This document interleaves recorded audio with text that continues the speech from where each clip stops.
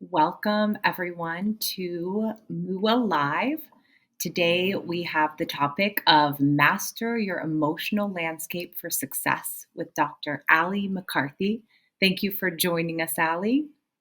And my name is Lindsay. I'll be your host. First, I'm going to tell you a little bit about MUA and then MUA Live. And I'll introduce Ali, her topic. She'll go into her talk, and we'll have a bit of time at the end for Q&A. So MUA is short for Me, Us, All, and is on a mission to help businesses stay competitive in an ever-changing landscape. We recognize that the key to success is through the people, the employees. And so we're both a performance building company using a team of experts and software to improve the overall job performance of employees. And our MUA Live events are to accelerate and improve team performance, company culture, and employee well-being. And we've been doing our events on Wednesdays, which I always like to attribute as Wellness Wednesdays. And so just to give you a little bit of information on our topic today, we have emotional intelligence, also known as EQ, which is a newer topic and subject that's come to light in more recent years, especially in the workplace. And I'd like to welcome our guest, Ali, here, as she's both a fractional CMO in the financial services sector and does a lot of work in emotional intelligence assessments and coaching. So I'm going to turn it over to Ali. She'll be sharing, we'll have a conversation, and think of your questions. We will get to them toward the end. Welcome, Ali. Thank you, and good afternoon and evening to those who are joining us. So, when you decided that you were going to come in today to join us, I mean, there had to have been some curiosity as to why you wanted to learn more about who you are or what emotional intelligence is or is this soft skills matter. And so I'd like you to think as we start our conversation today about the people that you remember the most and had the biggest impact on you as you've gone throughout your career. And so we're all professionals here and we've all had many ups and downs, like the landscape of our lives, of people that we've interacted with. And think of the ones that have really had an impact on you. And let's think about why. And a lot of our leaders and our mentors, they teach us some of our technical skills, right? They teach us how the processes and the workflows of our job are as we're young professionals. But then there's the leaders that we interact with that really inspire us. They listen to us, they mentor us, they spend time explaining things to us or sharing a vision for the firm. It's those types of leaders that are displaying emotional intelligence traits and qualities. And it's those types of moments that you can start to unlock those things within yourself as you start to interact with others, and how do you want to be remembered. So kind of going back to the first question for the folks that just kind of came in, it's, why would you be here today? Why would you be on this journey if it wasn't to be remembered for something better or more meaningful as we're going through our leadership journey? And I think emotional intelligence, my journey with it has been something that has been extremely helpful from a professional perspective, but the benefits have been so much more from a personal and relationship perspective. So when you think of emotional intelligence and what it is defined as, it really starts with us. And a lot of people, I've given many presentations, and some people will say, "Well, Ali, I thought it was all about me." And then others will say, "Well, I kind of thought it was all about me being able to diagnose you." And it's actually a little bit of both. First, you start with yourself. It's reflection of who I am. and how I see the world and how emotions are interacting with my decisions and my ability to make decisions. But then it's my ability to turn around and to be able to interact well with others and relationship to others. And if you have a piece of paper, I'm going to give you a couple spots that I really want you to jot down some notes. So I want you to be active. If you don't have paper, this is where I'll approve you having your phone and you can jot down some notes from there. So when you think of the equation, this equation, it'll help you define EQ. EQ is simply me plus you plus us, very much inspired by my MUA friends, because I think that there's very much a connection there. So it's me, my self-awareness, me wanting to be in better relation with others, me wanting to understand a little bit about myself and take care of myself and my emotions.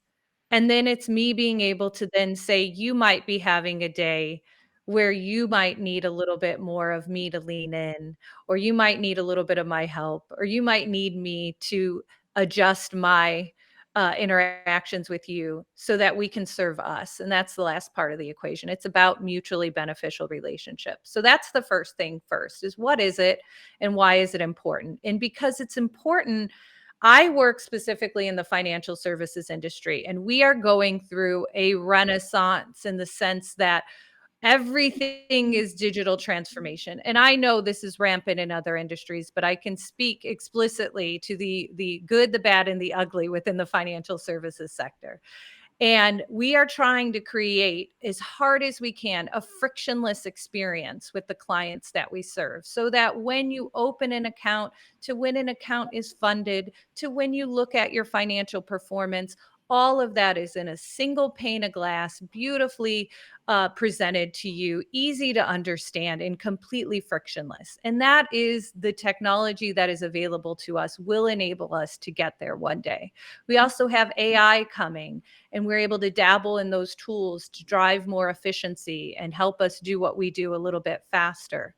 But at the end of the day, no matter what industry you're in and how you serve and contribute to that industry, you're still in service to others. You're still actually trying to touch an end person and have them impacted in a positive way. And so, no matter how much technology helps us, it still doesn't replace our ability to be able to interact strongly with each other. So that's why EQ is growing in demand just as much as technology is, because we need to be able to use the time that we have with others in a very, very meaningful way. So that are those are some of the trends that are impacting the drive towards EQ and this amplification of EQ within our industries.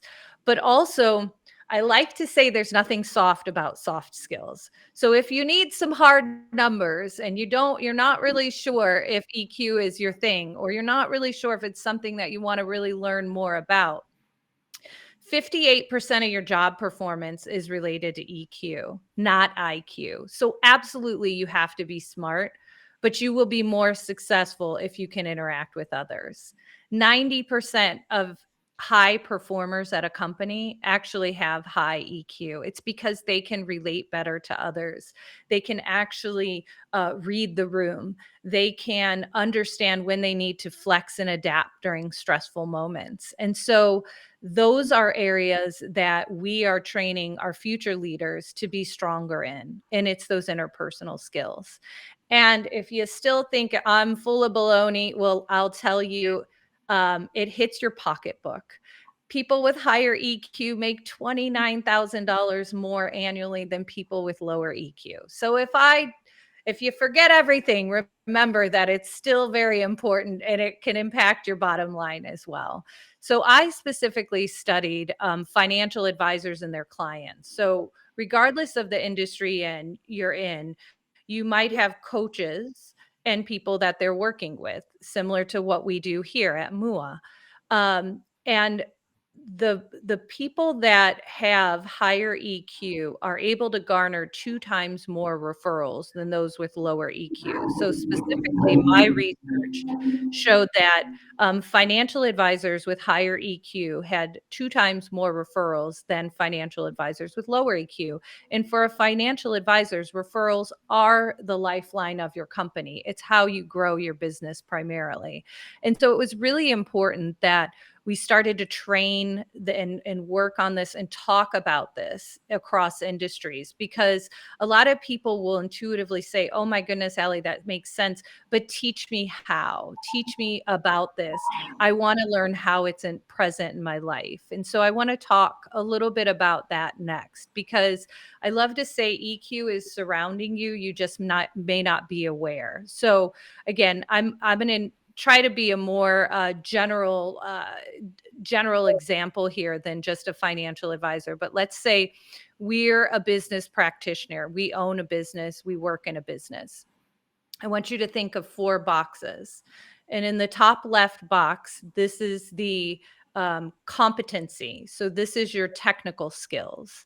Then you have your relationship skills, you have your sales skills, and you have your management skills. So when you think about if I'm working in my business or I'm working on my business, I need to be able to flex different muscles. And so when you're being competent and you're working on your technical skills in your profession. So for a financial advisor, that might be, I need to learn about all the investments available. I need to learn about Social Security. I need to know about Medicare. I need to know about insurance. I need to know all these different areas of the solutions that are available to me to deliver to the client. Those are your technical competencies that help you learn and do your job well. The EQ muscles that you're flexing at that point is being able to have high self confidence, high self regard, and high self actualization. So, if you are high in self actualization, you're a lifelong learner, right? You're naturally curious.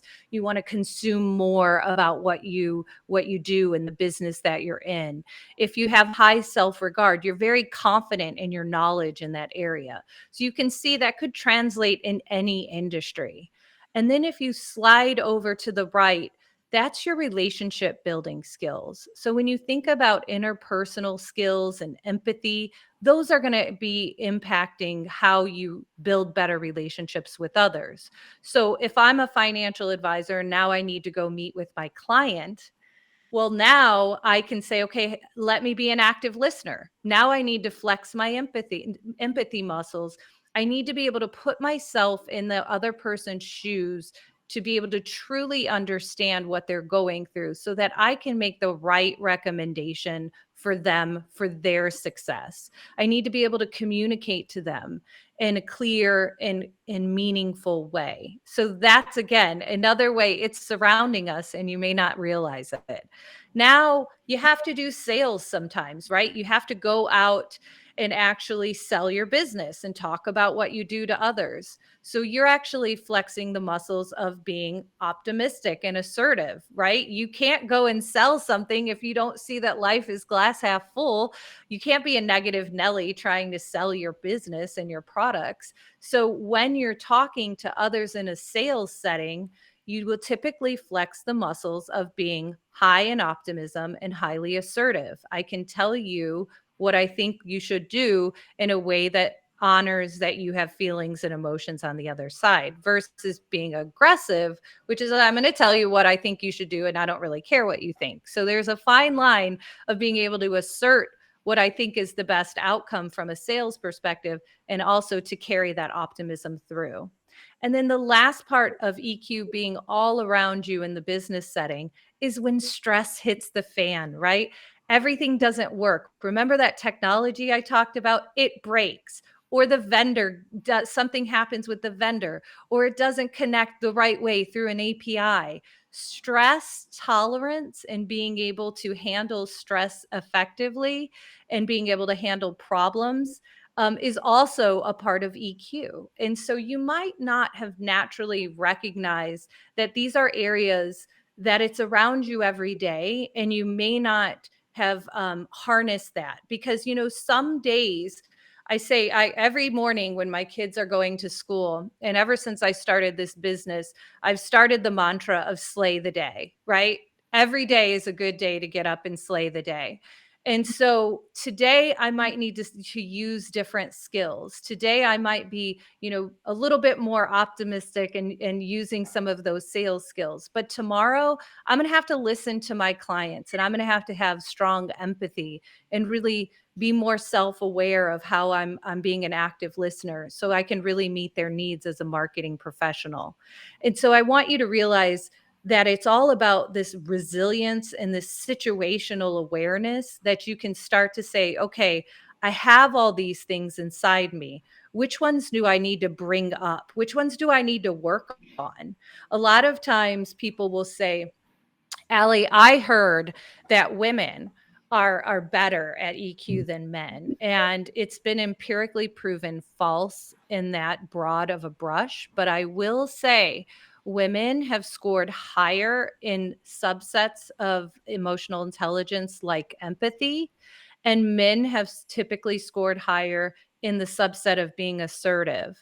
And so what that just tells me is that we are better together as a team. We're bringing these diverse skill sets into our team to make the company and the environment we work better. So not only can we learn from each other, but we can also learn those skills as well.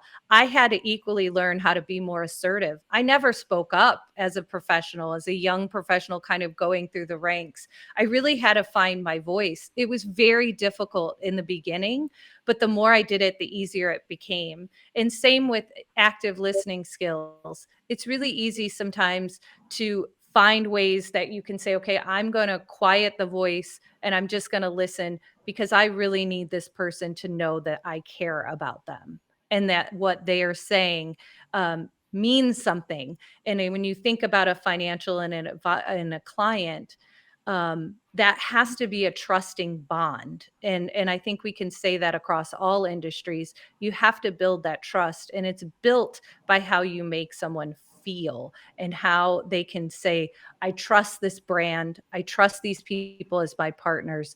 I want more of them. And so that is where it's very powerful in the world we live in. So I like to say that it's a teachable skill. So again, let's not just say I'm not going to learn how to be more assertive, or I don't want to have more empathy or things of that, but you can absolutely learn it. And you can learn it by understanding yourself, understanding others. You can assess for it. I mean, I know MUA is bringing out many tools. Foundationally, I think the software does a lot of this. It helps us check in and be self-aware of how we're feeling that day, but then also what's happening with our interaction with other teammates. So I think it's a very powerful tool that puts it in action for us.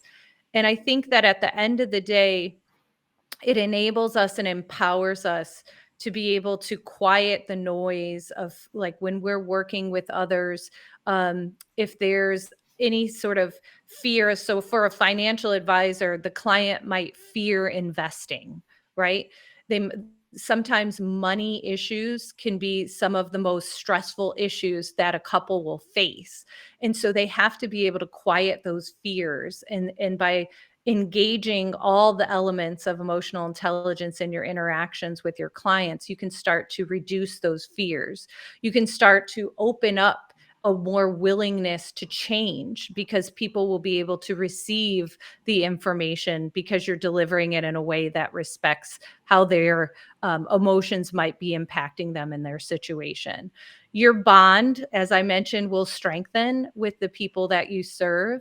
And lastly, I have empirically proven that your business will grow. Referrals will grow 2 times because I will want to refer you out because I feel, as an advisor or as a trusted person in my life to give me advice, that you care enough about me and my family that I want to go ahead and tell others about it and refer you to the other people that I care about in my network. So your referability goes up.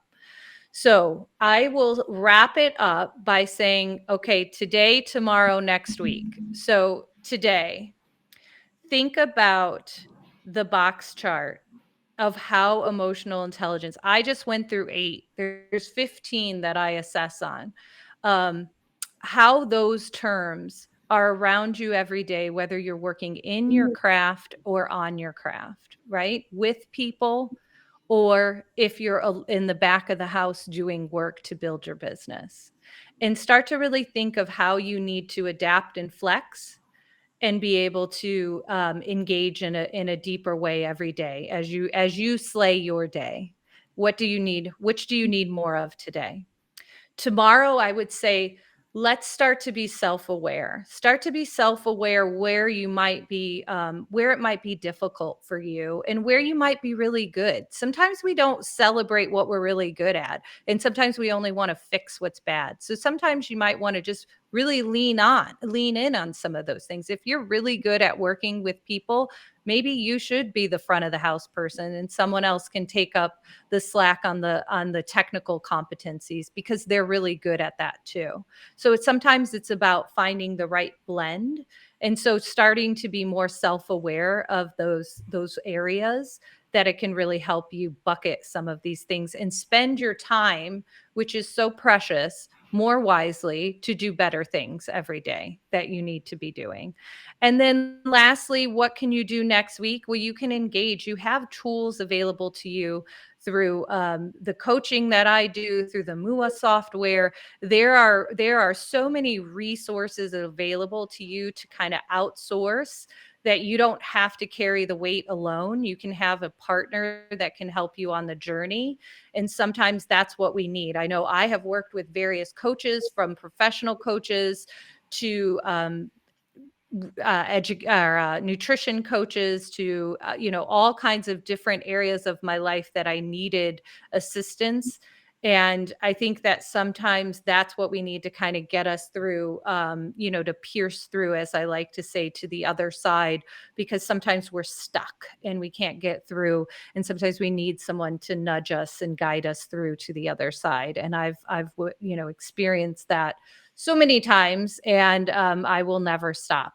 So that is emotional intelligence and how it can really help you thrive, and how our landscape of our life is extremely complex, but yet these are things that can kind of take the temperature down and help us navigate with success. So I would love to have a conversation with you guys now through Q&A. Lindsay, if you want to open it up, it would be really fantastic to just answer any questions, or talk about this in a way. If you have something that you're going through, let's kind of work on some things today.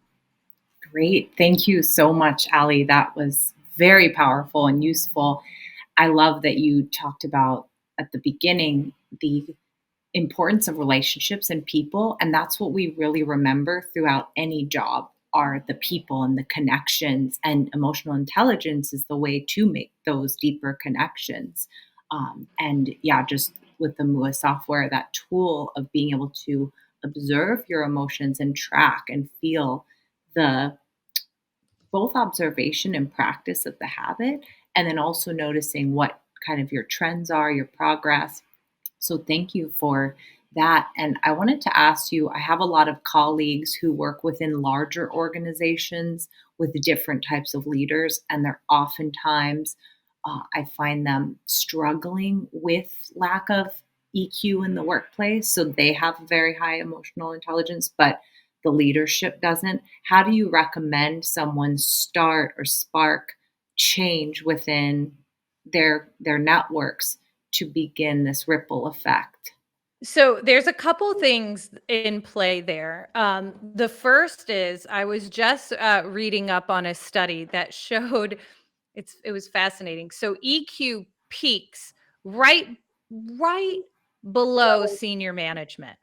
And so then when you get to the managing director, the EVP, and the CEO, it actually starts to trend downward.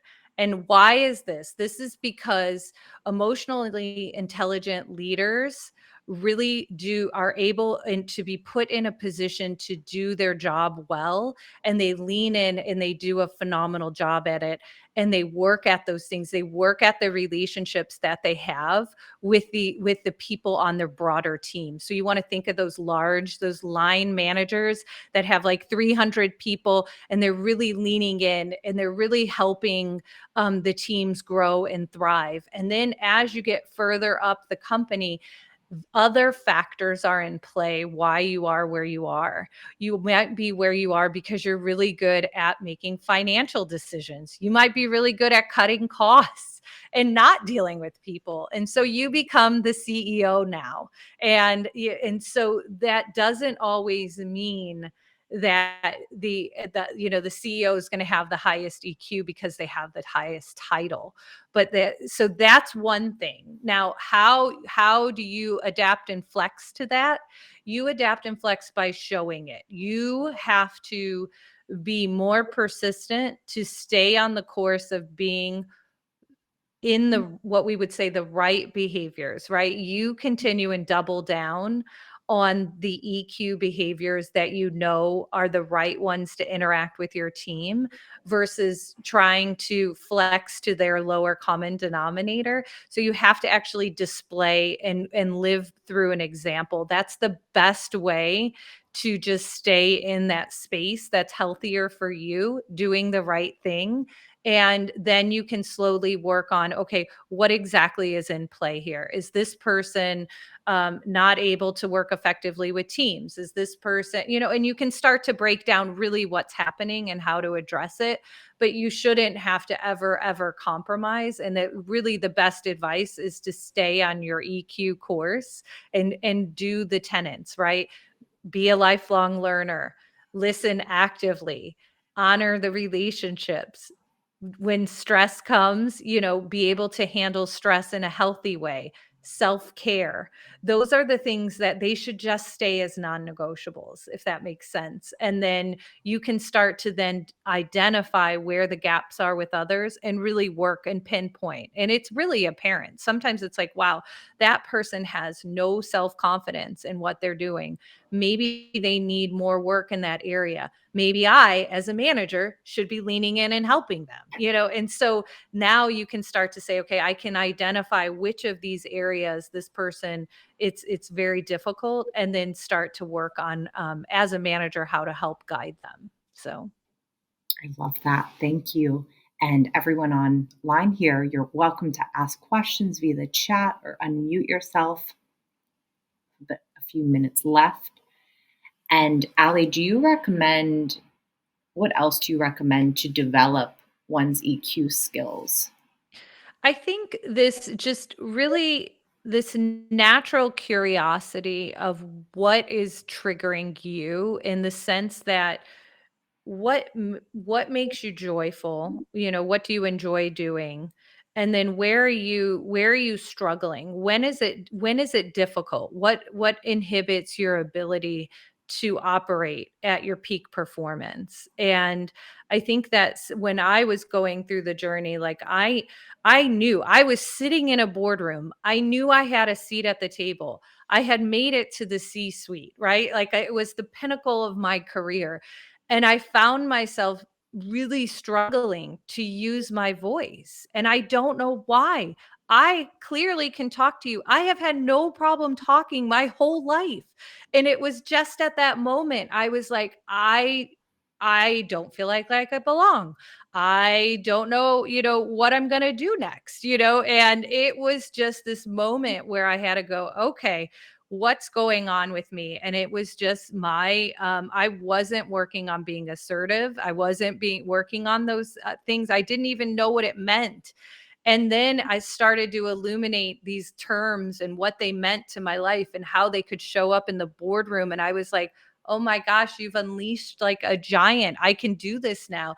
And it wasn't about me always fighting, because like in a boardroom, sometimes it can be very contentious. And it's all in service of the company. But like you could get some tough critical feedback in those moments. And, and here I'm like, I'm a lover, not a fighter, and I was like, no, and I just had to be like, no, but I knew at that moment what I was air quote fighting for. What I was fighting for was everything that I represented from the marketing department. Where were we building the brand? Where were we helping sales? Where were we growing those things? And all of a sudden, it didn't feel like fighting anymore. It felt like I was just now having a conversation, albeit maybe heated at times, about being able to, how marketing was contributing to the growth of the company. So sometimes just getting uncomfortable can help you grow. Sometimes being uncomfortable is growth, right? They talk about I love, we love wine, and we talk, and the whole process of making wine is just fascinating, right? And so, how do you prune the vines? How do the vines grow strong, right? This is not a comfortable process for that poor vine. But once they go through all that meticulous care and nurturing and doing the right thing for it, all of a sudden it produces a fruit that is unbelievably amazing. And I just think that to me is